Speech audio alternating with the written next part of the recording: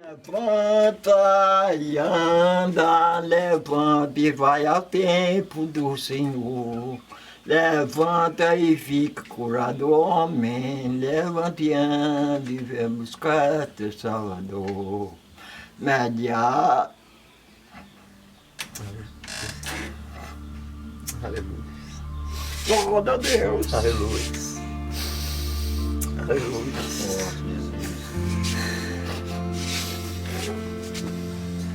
É forte.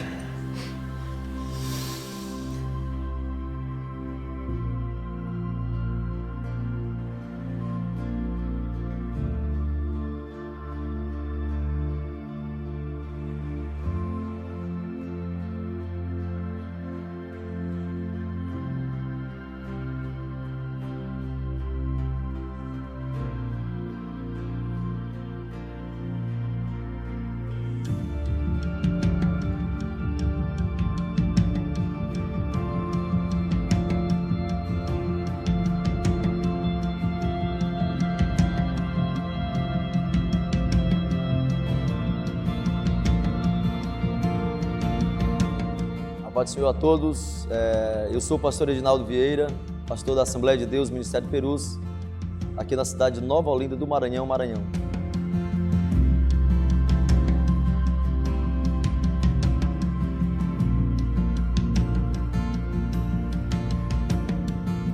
A minha chamada se deu em 2002. Eu fui ao estado de São Paulo para trabalhar, para estudar, morar com meu pai, né?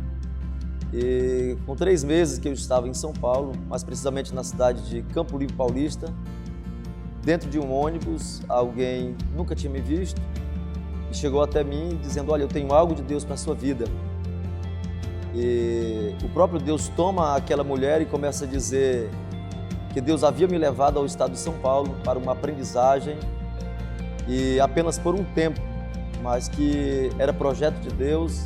Era vontade de Deus me trazer de volta ao estado do Maranhão, onde Ele me usaria com grande autoridade para a salvação de vidas, para a transformação de vidas. E a minha estadia em São Paulo seria por um determinado tempo, mas que era projeto de Deus me trazer de volta.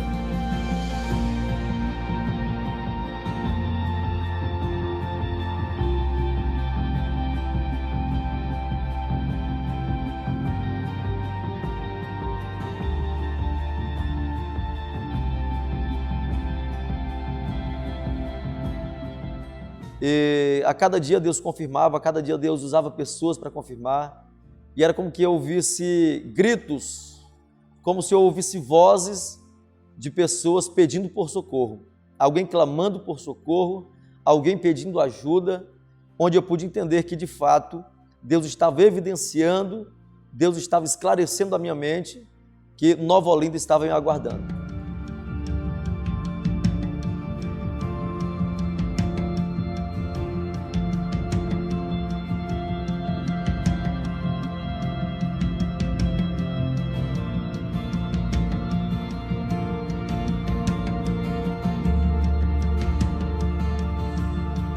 Quando nós implantamos a sede aqui em Nova Olinda, dia 18 de abril de 2012, nós tivemos um projeto de fazer cultos ao ar livre.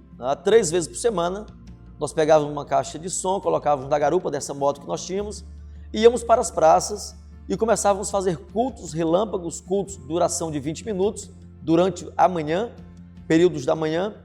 E de segunda a sexta-feira, o pessoal dos interiores, eles vêm para a sede, para a cidade, fazer compras. E essas pessoas acabaram nos vendo fazer cultos, o que chamou a atenção desses moradores de povoados longínquos, né, de povoados distantes. E eles nos procuravam dizendo: olha, no lugar em que nós moramos, já tem mais de 6 meses que ninguém leva a palavra de Deus. No lugar que nós moramos, já existe 8 meses que ninguém leva esta palavra. Vocês teriam coragem de fazer um culto lá? E aí nós procuramos saber direitinho onde era e marcávamos os cultos, e todas as vezes que nós íamos fazer culto na casa de alguém, já ficava um outro culto marcado na casa de outra pessoa. De fato, com esta logística e dinâmica de cultos na rua, nós fomos chamando a atenção das pessoas que vinham dos povoados, o que surgia o convite para que nós fôssemos fazer cultos nessas localidades. E com muita tristeza, a maioria desses povoados, essas pessoas já estavam há 6, 7, 8 meses sem participar de um culto, sem participar de um momento de adoração, onde nós entramos, onde nós implantamos pontos de pregação, pessoas sedentas. Para os irmãos terem uma ideia, com 3 meses da nossa sede estabelecida em Nova Olinda do Maranhão, nós começamos já o nosso ponto de pregação, o primeiro ponto de pregação, que foi no povoado Pedreiras 2, onde a própria comunidade ela se reúne com o seu presidente da associação, o vice-presidente e os demais membros da associação, e eles doaram uma casa para o nosso ministério, né? Toda aquela população sedenta, após 2 ou 3 cultos, eles se reúnem, e quando nós chegamos lá para um 4º culto, eles nos surpreenderam dizendo: pastor, nós nos reunimos aqui, estamos doando esta casa para que seja uma casa de oração, para que seja a casa de Deus. Nós estamos cedendo em nome de toda a associação para a Assembleia de Deus, Ministério de Perus. E aí nós entramos com uma reforma e dentro de 3 meses nós tivemos que derrubar as paredes, ampliar, porque já não cabia mais.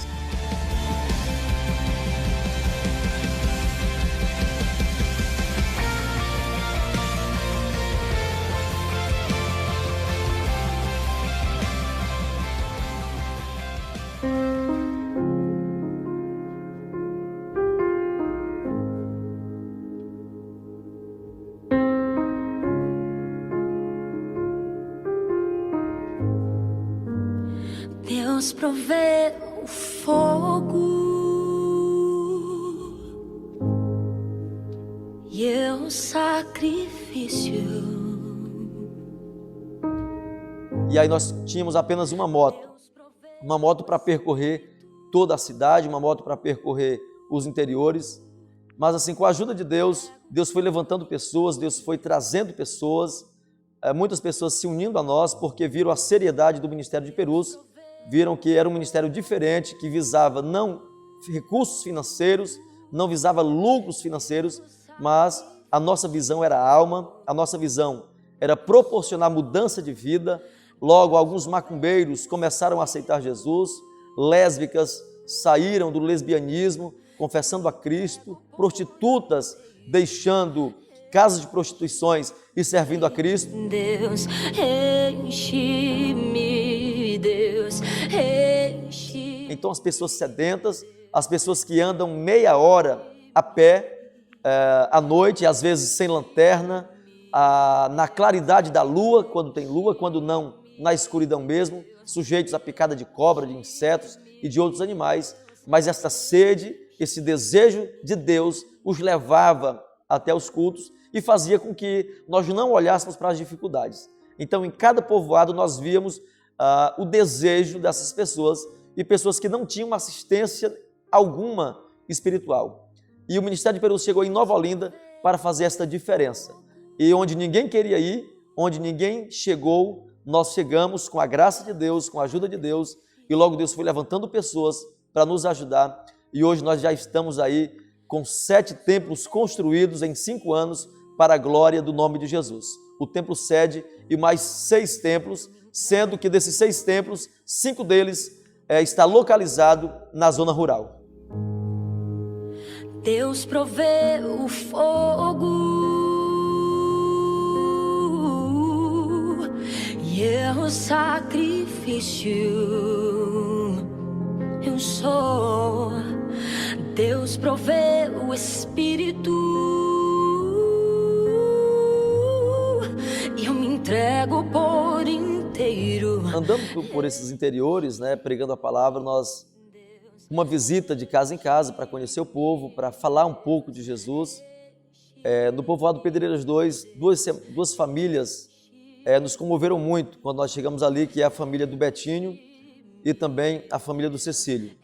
São 2 garotos, uma criança e um jovem, que são deficientes físicos, e a família é muito carente, com necessidades básicas para atender às necessidades fisiológicas daqueles garotos. Nós começamos a fazer um trabalho também de ação social, como doação de leite, fralda, alguns utensílios de higiene pessoal, onde nós começamos a atender com esse foco, primeiro de assistência social, e depois levamos a palavra de Deus.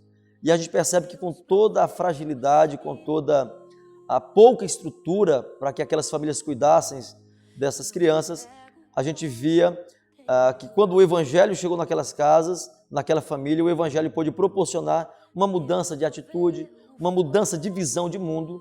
Tudo se tornou mais fácil para elas quando elas receberam o Senhor como Salvador das suas vidas. Eu sou, Deus provê o Espírito e eu me entrego por inteiro. Enche-me, Deus, enche-me, Deus. Eu quero deixar um recado agora para todos vocês que sentem essa chama, esse ardor no coração, esse desejo de fazer missões, mas às vezes tem um pouco de receio, tem um pouco de medo. Eu, quando recebi essa chamada, Deus falou fortemente ao meu coração, usando pessoas que Deus tão somente queria me usar na obra. E se eu fizesse a obra de Deus, Deus cuidaria da minha família, Deus cuidaria da minha casa. E eu digo sem sombra de dúvida e com toda a convicção, a primeira coisa que nós precisamos ter é a convicção da nossa chamada. Se você não tem convicção, não vá para o campo missionário.